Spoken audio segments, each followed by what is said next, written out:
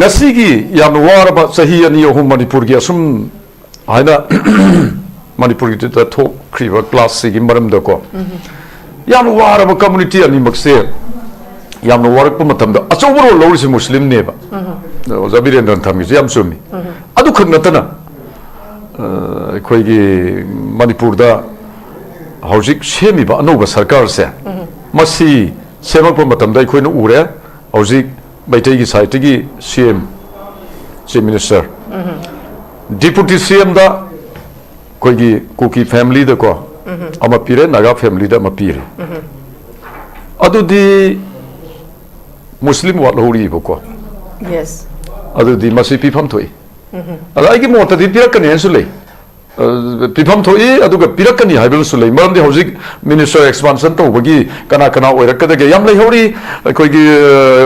senior ke noda koigi bisorji khoi lei hori ade sam khoi lei hori ko aduna mayam am leri sam kumar khoi kari khoi mathang mathang koigi yam leiri aduna minister si pirak pa matam da khoi muslim gi MLA ahum la mari ra kano andaki kar se khoi gi se aduna sobsoi soidana phang kan en khali 1 or 2 pibam so thoi en khali aduna maside koi punamak koi support to wi maram di kai no na hai matam da ate lo na piraga khwaidagi asoba andaki kano sidar ro lowri ba dugum ba koi gi muslim gi kano si avoid to biram ba hai ba se koi pamde pifam tho en khali aduga koi gi government se aina kitang thamjaning ba malai koi gi government se ingarang su thamjabani mase yamna nungai ba pungpham amadi nate telaba matam sida mai marakta phamba sab managani mamdi kaino isuna thallaba isuna question laga leiba matamni aduna masigi isu singsi question liba se kharam khaidi ai pharani haibagi ahanba step ama center na lorak prank khali isu singsi loisuna bo hona bada aduna tragadi kana de madu isu singsi loisuna ba lokhat pirakpa madu gi damakta sembirakpa center na apam CM bibane adu nate haragadi akoi pamde aduna akoina expect to badi yam expect to yandaki sarkar sidagi mandi haiba akoi gi auziki leriba maitai kuki amadi masigi kanosi loisin biba aduga akoi gi loisilani habigi yam nuai ba maina sai mako ma panjara ma bani haujik si center amadi kuki ani mag yaba nioi da neba akoi gi misak da neba dugum MLA mada neba CM pire ise center na su yara pire adagi kuki na su akoi gi center da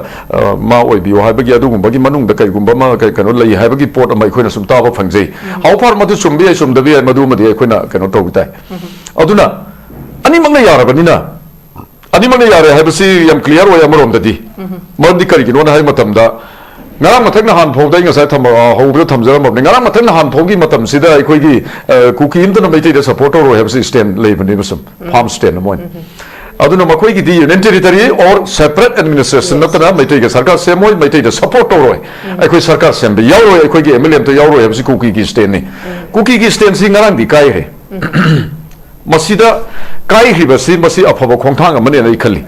But center ki instruction adu ba PV ram mane khali akoi gi kuki family silinau singda man di kai no masina koi gi su oi roi na koi gi union territory natraga na koi gi separate hai basa masigi manglan si you never dream it masina koi dream to gonu masi oi tho oi haiban sing basi center gi khara instruction PV ram ga khali madu gi kaino duni hojik lai ba port se outcome se man di makoi na maitai da support to ran en to rak pase adugumba center gi instruction ba na koi gi manglan do thoroi manguranu adu mohta di seminaro peaceful na bo honaro na adugum poram da sangsil pa mali aduna ain pamjari badi ngasi maglem to re sakar si akoi gi ngarang si keno to ro matung da akoi gi leader of legislators si khan gra matung da ngasi si wasak pa gi keno lei re ko aduna masi to ko matam da MLA ani lakre landing to re imphal ko kuki gi site gi asida ne ni am nungai base kaino na matam da hojik bema masida khoi gi kano le ro buffer zone lai pham thok tre hojik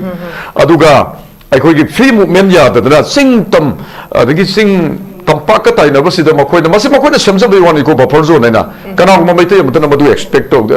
accept to de aduga atopa jati mutana su accept to de maram di kaino tampak ka no ga tayo na from the buffer zone sidi cookie na sum semsa ki ba iwan ne akoi accept to bate moi na sum moi ki kano ni aduna asi ki port se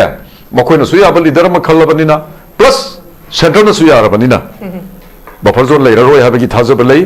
anu ba government sina ko ada akoi hojik अनौब government सिदा यामना कन्ना इखोइना criticise तौरुबगी मतम ओइद्री महाक थबक हौद्री असुम्बा अफब खोंथांग हौरकनेन खली मरमदि महाक मसामकसु इखोइगी cookie गी IDP सिंगना लेबा मफम the चंगना ममांग तौखिबगी इखोइना सुम थेंगजरे अदुना अतै अतै स्वासान पूर्ण सिंगबा कांपोपी अदगी सिंगी मफम खुदिंग मक्ता सुमा सुम सतपंग मकनेन खली मदुगी आयाबसु सुम आई लाकनेन खली मरमदि इखोइ हौजी इम्फालदा कुकी सिंग लेंटो वे हल्लबनिना मधु अफब खोंथांग मा इखोगी पीसकी ओबा अफब खोंथांग अहनब खोंथांग मा इखोई मैतै सिंग लोबने खल्ली मसी मैतै सिंग लोबने लोबी गदौनी को मरमदि कुकी अमना सिद लेंटो बंगम बाइबसे मैतै गी साइट गी हंदकी लेरिबा हौख्रिबा लानसे निंगसेंगुरगा करिगुम मैतै सिंग हौरकपो ओरगदि मसी सोंग मोय अदुन मसी मैतै गी अफबा मैतै गी वखलोन पीस पुरक निंबा शांति ओइहन्निंबा अदुगुमलबा Meitei ngakhtani haibase handaki kuki ani lento base masina sum khoi ta en khali aduna masi arabani na igi motadi hoji haisine buffer zone ay leiraroi makoi gi buffer zone ai porsi muthala ne khali anu ba sarkar sina aduna adugum bala pa matamda madu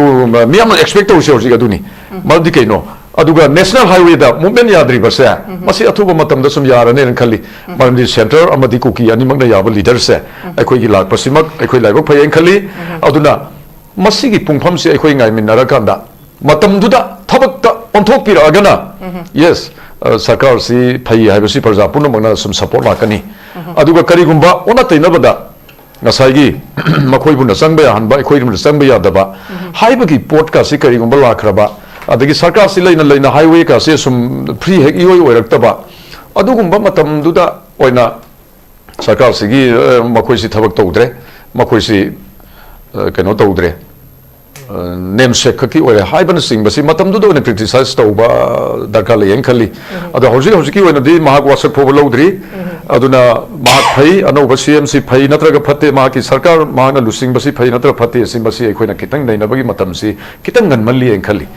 अदुना अदुगुम पुंफम खरा गायरा कांदा महाकी अफबा अमदी असोइब कया दुला आकांदा मतमदुददी अखोइगी प्रजासिंगी साइटगी सोसुम लाकने खली अदुग मरुइना होजिकी आइना पंजकी bye अखोइगी मुस्लिम की कनो से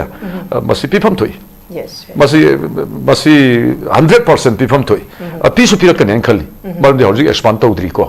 अदुना आहान बगी सुपना की मोय अहु मरी खक्तनी को सीएम लेरे डिप्यूटी सीएम अनि लेरे को अदगी होम मिनिस्टर लेरे सी खतम ओरमगने खली मोय मरी वांगोई के मयाव रबरा ओके मंगा तो अदु ओरगदी मथंग सी आईदी मथंग सिदी मुस्लिम की लापम तोय ओके मेतै पंगन की मरक्ते की को बामदी कइनो वाल होरी सी मा खक्ता गायरे सोय सबसे सोयदन तो कने खली तो तो बसु यारो मरमदी हंदक लेरी बसी पिवम थोक तो पोटा नेमसा की जेंदा माबु हन सीनियर मोस्ट ले होरगा मगोंद डिप्यूटी सीएम का पिरे इब मरम सेंटर न सानरी बसे मैतै न सेम ओरबनि ना दु ओरगदी नखोय अनि सि लानकन तौरुरे अदुदी कुकी दसु मोय से हराव न न मोय सम पिबिरा गेम पिबनि अदगी नागा फैमिली की सु नखोय सु न्यूट्रिएंट ओना नखोय कनो से लेबाक सि आवा बदा अदुन जाति अनि सि कनो पिरबनि न नखोय सु पि नेम पिबनि अदु मुस्लिम पिफम थोय यस यस मसिदी ओजा जलान खोय साइट की काते आइपल हनिंद्रे खोय site own पनसेगी अखोय site own मरमदी मसि यामना Marik चा मरम चाबा हाइतारे अदुने याम नुवाइबा बेमा होजिकी पुंफम सिदको याम नुवाइबा बो अदुनी अखोय कुकी लैंड तौबा होरे कुकी लैंडिंग तौरे कुकी लैंड नते को होजिकी दो याम खितंग का समझलदी कुकी लैंड का कुकी सिंग लैंडन तौबा होरे अदुन मैतै सिंसु सिंग दा होजिक फ्री ओना सत्प यारनी कहिमता अथिंग बा कनो सि लेररो सिंग तम हाइदना अखोयगी मरक्ता बाउंड्री अमा खाबदौना हेक हेक कुकी सिंग दा तौरम बसे मसि लेररो मरमदी मैतैना सो मदुगी फ्री कनो दु पिरबनि न मखोयना सु पिफम थो एं खली ओके अदुगुम पोर्टु दा संगसिल लप मतम दा सरकार अखोय सम सपोर्ट तौरकनी ओके थैंक यू वाफम सिंदंग थमजनी तमो दा लाक्चनिंग बसे तमो social activism oi na jo yam vocal oi na ngangbi mi sheng na and above that hojik lei ba lenga aduga both opposition oi gera aduga ruling oi gera masida lei ba political personality sing si yam nakna khangna ba misa moi so koina isum uzai ha ba da tamo se tamo da ina laksening basida hojik chief minister oiramba yai hedana mayam na panaba oirapa yai hedana panaba sing sigi marapta hanagi chief minister Sren Biren adagi Thongju Assembly constituency gi Senamos BJP gi haidare leader TS Biswajit Sri Thongam Biswajit loinana ajik chief minister oina khallaba Sri Yumnam Khemchand adagi then Hairo Assembly constituency gi Sri TS Radhesham Manipur gi hanagi haba tare assembly gi speaker Sri Thongsom Seitabata masine singba miyo sing asi Manipur gi then ekoi Vishnu Assembly constituency gi MLA ngau home minister ogedoriba ekoi Sri Gomati kon thozam machine am jina Manipur chief minister oi be hena mayam panaram badagi anoba chief minister si Singam Assembly constituency gi si Yunong Khemchand khalake bani masi lakraba matung da home minister pirapa aduga deputy chief minister ani pirapa gi mo masigi sit ki matrix masigi equation si political equation si kamai yeng tam kaidongwei ningthamgi ingraba dung ningthamgi keno marakta kaidongwei nong surakani waxing gi nong kaidongwei lakani sidi mayam na tambangam da bazan masi politics ka chamani political gi keno sida field sida leiriba port siga waxing gi nong se imang mangdane hekta ba kumsi gi waxing di nong su gidre aduna amadu ka chamani nei khali expect to daba aikoina expect to daba mayam ama su thoi aikoina expect to rambada ta seng badi keno si koigi CM gi keno sida garang magpham bada su koigi naina bada koi mi mari manga ge sum khanai khanari ba port sida koigi party gi oina BJP gi haitare BJP gi party gi oina karing ba yenga gadi koigi Biswarjit BJP gi oina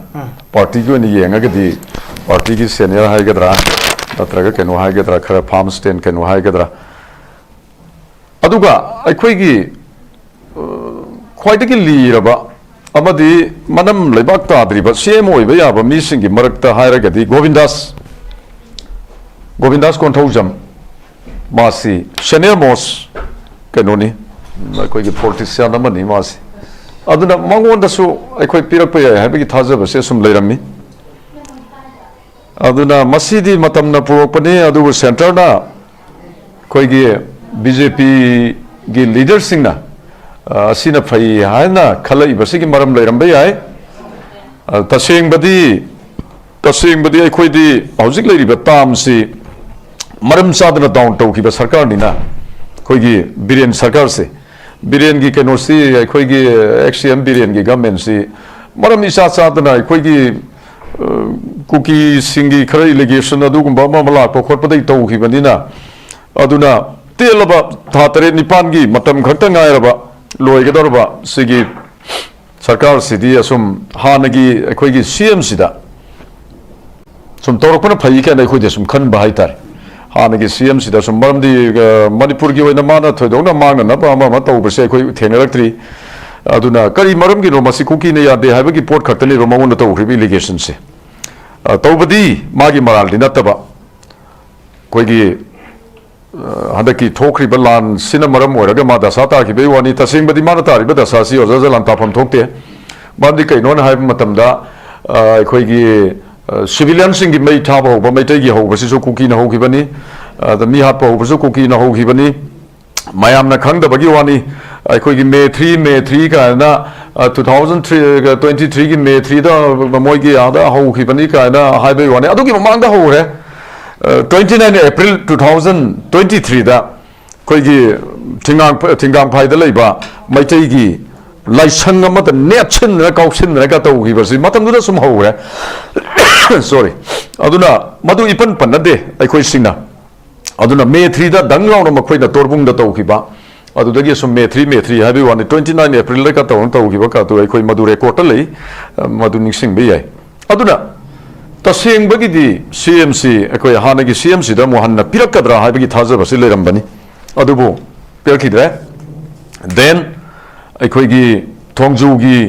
party की BJP की येंगरगदी थोंजूगी MLA दा अखोई बिसोरजित पिरकद्रा हाइबगी लेरंबसु पिरखिद्रे then मदुगी Matang senior most ख्वाइदगी लीरबा अखोई हौजी हौजी लेइबा कनोसिदा वरगदी गोविंदास कोंथौजम दा पिरकद्रा हाना खनबसु थैदोखरे अदुना अदगी मथंग दा अखोई मुस्लिम की मरमदि हौजी हौजी मणिपुर दा थोइबा क्राइसिस सि उरकांददी अदुदी मैतै और कुकी सि नाकंदा थनम कांदा ngasai अखोई नागा फैमिली सिंग दा लेरिबा अखोई MLA सिंग नागा की को और अखोई मुस्लिम दा लेरिबा असिदा का पिरकद्रा हाइबगी थाजबा का सु लेरमनेबको मधुसु फैयें खल्ली मरमदि कैनो हाइ मतमदा बोथ साइड अनिमक्ता मेसेज पीबा याबा कैनो ओइदोइनेबको संगबा याबा अदु यम नुवाइबा मना मधुना मधु ओरे मरमदि हौजिक मधुगी चैप्टर दु क्लोज तौरे खल्ली मरमदि हौजिक हौजिक सी CM ओइगदबा मी हौजिक वासकनबा CM सा लेहे अदुना अखोइना मधु कना करी तौबा हाइबदुदि मधु नाकंदा थमनिंगी अदु मणिपुरदा यम नुवाइबा पुंफमनि मसी अखोइना यम कुइना अखोइगी प्रजा मोइना लमदम सिगी प्रजा मोइना ngairklaba कदोंगै लाकदगे अखोइगी सरकार से तंदु लेतादबा मणिपुर थोइबा क्राइम क्राइसिस मयाम टेररिज्म की थोदो कयासी मसीदा सेंट्रल सु अथिंग पीबा ngमदबा पिया लेरिबा गवर्नमेंट अखोइगी गवर्नर ना अमदि प्रेसिडेंट ना फौदा अखोइगी क्रिमिनल एक्टिविटीज अखोइगी टेररिज्म चत्थरदना तौरिबा पोटसिदा मखोइ मंगना फौ थिंगमदबा असिगु मतंदु लेतादबसी करम मतंद लोइसिनगदगेना अखोइना खलकपसी मसी याम लाइब फब पुंगफम अदु लाए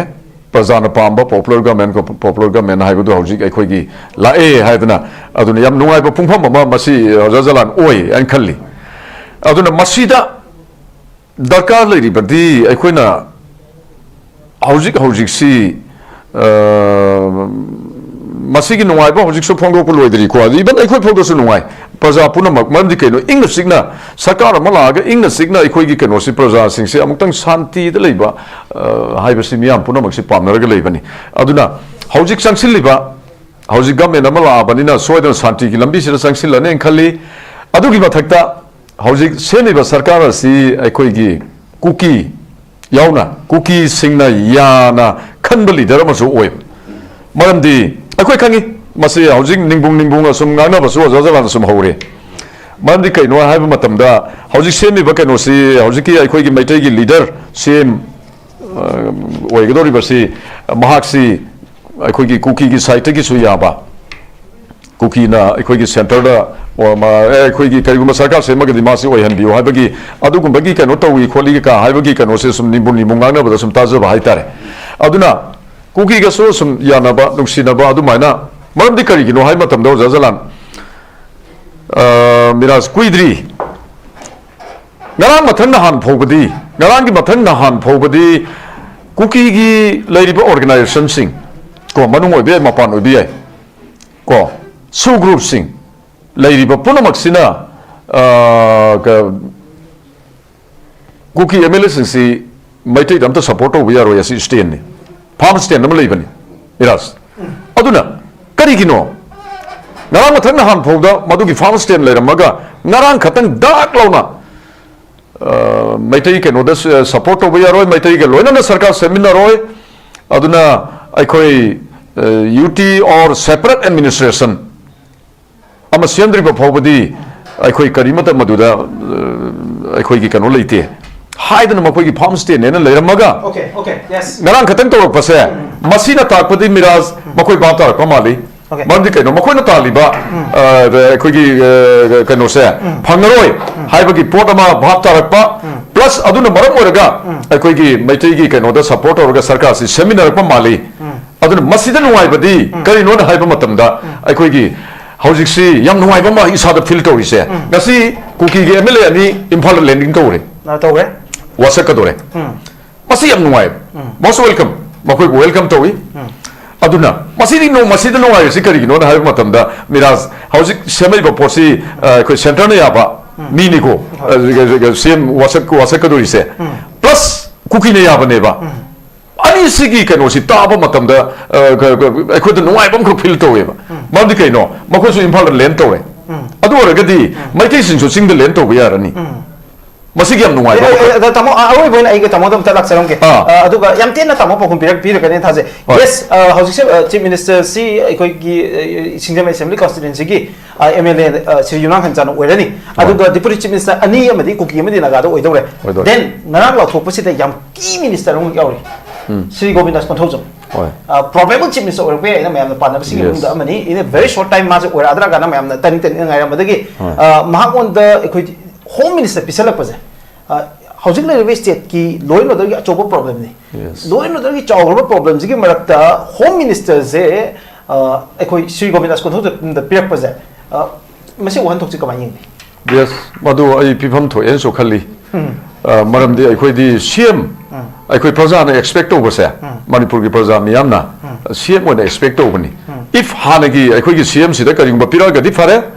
pifam so thoye na leinai hanagi sida halak pi ai hadana adu hanagi sida pidar ga di next CM si Govindas si senior most adu ga ma si kano oi bani na pira ka ran khalam bani pi gi dre home minister si koi pifam to en khali maram di ma si koi gi long vision koi gi yamna sang na sum u bangam ba dum ba leader mani aduga mahak si koi gi senior most hojik le ba sing si da su MLA sing si da ju yam senior most oi ba ma oi bani na aduga political gi koi gi field si da koi gi government ka ya da koi gi tam taret lak mahak na mai pak lak matam si da acho ba koi gi government gi thau pu na lak pa adugumba misak ama suoi banina mangon da pira gadi home secretary gumba pira gadi lebak sigi law and order gi phibam amadi ekoi gi jati leiri ba kano sing siga sonung si sana na ayam basum lei ba se khoi na ui aduna manipur da di community punamak siga ekoi gi leimin na ba aduga common oina ubangam ba adugumba leader makhat law and order nga gadi maduna phagani haiba porsi de ekhona sum ui aduna Govindas konthong jam si hariba mi aduma oyen khali Malam di community puna maksibu respect over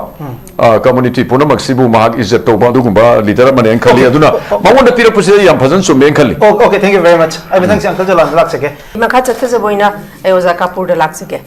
oza Kapoor akogi oja jalana thambi bagi matung ina khoi oja Virendra na sulung thambi gi akogi hausi cabinet ki sida akogi muslim gi meitai pangal ichina om te yaud bagi matang sida masida akogi oja Virendra na thambi gi तौरीबा थोंसी Masih BJP की थौसिल मरा हाइदन हाबदी BJP की दी अखोइना सुम मियामना सु तुम खांगी BJP की the one religion one language one nation अदु मखोइदी हिंदुत्वदा अदु केमते थाजबा अदुगुमा पॉलिटिकल पार्टी मखन मसीना मरम ओइरकांदा जजलाना सु फोंदोइबा नुआइदे अखोइ तोंगान तोंगान बा कम्युनिटी न लैबा अदुगा तोंगान तोंगान बा अखोइगी कॉन्स्टिट्यूएंसी हुंफुसिदगी अखोइ मुस्लिम इसिनाउसु यावदबति नते यावरी मसी हजिक अहांगना थबजगिबदुगी मदुना बिहाइंड द रीजन ओइगदरा ओजा Kapoor मसी करी कमाय ओइगिने मसी मतंग से यम चुम खबवानी मसी नाथैन सत्पे यदबा ngasai oza zalam thamgi bodo oza zalam isasi muslim family dagi belongs to banina ai thamaning deba ai khoi no in thamningi malandi ai khoi ki side dagi yam chumbo wani oza zala na thamgi ba porsi kakninga yawda ba haitare ngasi gi yam war ba sahi ani ohum manipur gi asum haina manipur gi ta tho kriba class gi maram da ko yam war ba community ani makse yam war ko matam da achobro lawri muslim ne ba oza Virendra thamgi yam chumi adu khagna tana khoi gi manipur da hojik semi ba no ba sarkar se masi semak pa matam dai khoina ure hojik baitai gi site gi CM chief minister deputy CM da koi gi kuki family da ko ama pire naga family da ma pire adu di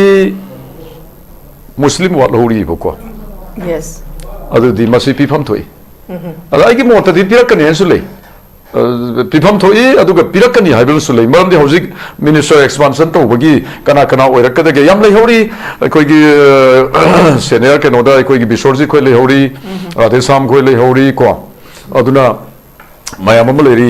Sam Kumar khoi kari khoi mathang khoi gi yam leiri aduna minister si pirak pa matam da khoi muslim gi MLA ahum la mari ra kano an ki kar se khoi gi se aduna sobsoi soidana phang kan en khali 1 or 2 pibam so thoi en khali aduna maside khoi punamak khoi support to wi maram di kai gi no na hai matam da atai loina tiraga khwaidagi asoba andaki kenosi da ro lori ba dugumba khoi gi muslim gi kenosi avoid to biram ba ba se khoi pamde pifam tho en khali aduga khoi gi government se aina kitang thamjaning ba malai khoi gi government se ingarang su thamjabani mase yamna nungai ba pungpham ba mati nate telaba matam sida mai marakta phamba ga sab managani maram di kaino isu na thallaba isu na question laga leiba matam ni aduna masigi isu singsi question liba se kharam khaidi ai pharani haibagi ahamba step ama center na lorak prank khali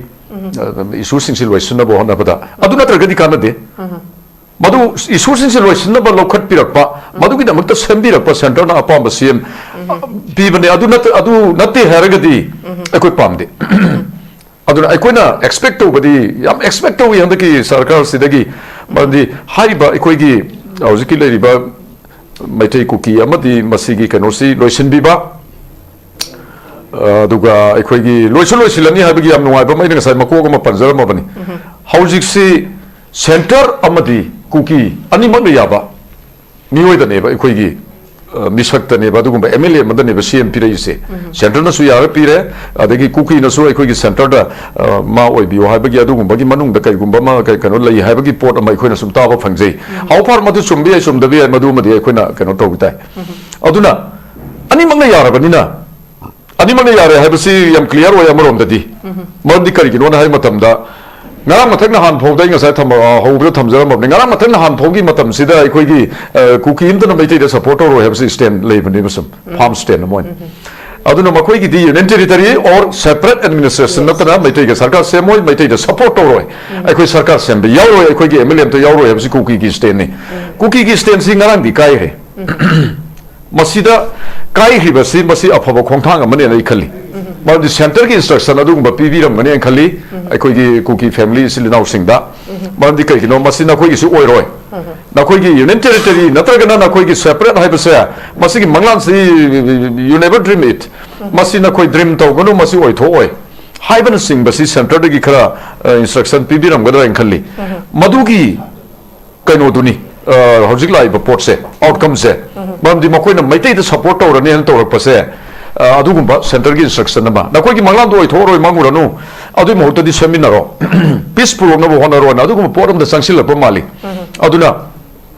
ain pamjari badi ngasi maglem to re sarkar si aikoi gi ngarang si keno to ro matung da aikoi gi leader of legislators si khan gra matung da ngasi si wasak pa gi keno lei re ko aduna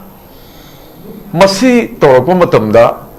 MLA ani lakre landing to re imphal ko kuki gi site gi asida ne ni am nuai pa se kaino dai matam da hojik bima masida khoi gi kano le ro buffer zone le ro buffer zone le pham thok tre hojik aduga ai khoi gi free movement ya da sing tam adagi sing tampak ka tai na basida makhoi na masi makhoi na samja be wani ko buffer zone na kana ma mai te mutana madu expect to accept to de aduga atopa jati mutana su accept to de bamdi kaino tampak ka no ga tai na bam da buffer zone ai sidi kuki na sum samja ki be wani ai khoi accept to bate moina sum moi gi kaino ni aduna asigi port se makhoi na su ya bali dharma khallabani na plus center na su ya rabani na buffer zone lai roi ha be gi thaja be lai anu ga government sina ko ada ai khoi hojik anu ba government sida yamna kanna ai khoi na criticize to rubagi matam oidri mahak thabak hodri asumba afaba khongthang hawrakan en khali maramdi mahak masamak su ai khoi gi kuki gi IDP sing leiba mafam da changdana mamang da tawki bagi ai khoi na sum thengna je aduna atai so san purna singba kampopi adagi singi mafam khuding makta suma sum satpa ngamakan en khali madugi aya baso sum ai lakan en khali maramdi ai khoi hojik ma imphal da kuki sing len to ya halabani na madu afaba khongthang ma ikoi gi peace ki oiba afaba khongthang ahan ba khongthang ma ikoi maitai sing na lobne khali masi maitai sing na lobne na lobi ga dong ni ko maram di kuki amana sidal len to bangam bai ba se maitai gi site gi handa ki leiri ba hong khri ba lan se ningsing uraga kari ko maitai sing na horak po uraga di masi songa moy aduna masi maitai gi afaba maitai gi wakalon peace purok ningba santi oi han ningba adugum laba maitai ngaktani haiba se handaki kuki ani len to base masina sum koi ta en khali aduna masi arabani na igi mot de hoji hai sine buffer zone ai leira roi makoi gi buffer zone ai buffer se muthala ne khali anu ba sarkar sina aduna adugum bala pa matamda madu miyam expect to hoji aduni madi kaino aduga national highway da movement yadri base masi athuba matam da sum yarane ren khali marandi center amadi kuki ani magna yaba leader se akhoi gi lak pasimak akhoi laibak phayen khali aduna masi gi pungpham se akhoi ngai min narakanda matam duda thabak ta onthok pira agana yes sarkar si phai haibasi parja punu magna sum support lakani aduga kari gumba ona taina bada ngasai gi makhoi buna sangba ya hanba akhoi rum sangba ya daba haibagi podcast si kari gumba lakraba adagi sarkar si leina highway ka se sum free hek ioi oirakta adugumba matam duda oina sarkar si gi makhoi si thabak tawdre makhoi si keno tawdre name check khaki oire haiban sing basi matam duda oina criticize tawba darka le yen khali adu hoji ki oina di mahak wasak pho lodri aduna mahak phai anoba cmc phai natraga phatte mahaki sarkar mahana lusing basi phai natra phatte sim basi ekhoina kitang naina bagi matam si kitang ngan malli en khali aduna adugumba pungpham khara ngaira kanda mahaki afaba amadi asoi ba kaya dula akanda matam duda di ekhoi gi praja sing gi site gi so sum lakane en khali adugo maru oina hoji ki aina panja ki ba ekhoi gi muslim gi kano se masi pifam thoi yes masi 100% pifam thoi a pisu pirakane en khali maram de hoji expand tawdri ko aduna ahan bagi si supna gi moy ahum mari ka khaktani ko cm lere deputy cm ani lere ko adagi home minister lere si khatang oram ngane en khali moy mari wangoi gi ma yaw rabra okay manga to adu oragadi mathang si aidi mathang si di muslim gi lakpam thoi okay metai pangan gi marak gi ko bamdi kai no wal hori si ma khakta ngai re soi dan to kan en khali to to su yaro maram di handak lady versi pibam thok to porta nemsa kim zianda mabu hen senior mostly horaga magon de deputy cm ka pira iba maram center na sanari base maitai na cm oram ni na du oragadi na khoi ani si lan kan tawru re adu di kuki de so moi se harau no na moi gi so ma pv ra game p bani adagi naga family gi su na khoi su nutrient no na khoi keno se lebak si awa bada aduna zati ani si de keno pirabani na khoi su pi nem pi bani adu muslim pi pam thoi yes masidi wa zalan khoi site gi kati ai palan ning dre khoi site on pan se ai khoi site on maram di masi yamna mari cha maram cha ba haitai aduna yam nungai ba be ma hojik pungpham si de ko yam nungai ba bo aduni ai khoi kuki len to ba hore kuki landing to re kuki len nate ko hojiki do yam kitanga sabjula di kuki len ka kuki sing landing to ba hore aduna mai tai sing su sing da hojik free ona satpa yarani la kaimta thing ba keno si le ro sing tam haidana koi gi marakta boundary ma kha ba do na he kuki sing na torum ba se masi le ro maram di mai tai na so madu gi free kano du pira bani na ko na so pifam to en khali okay adugo mo portu da sanction la pamatam da sarkar ai ko yasum support ro kani okay thank you very much thank you very much makha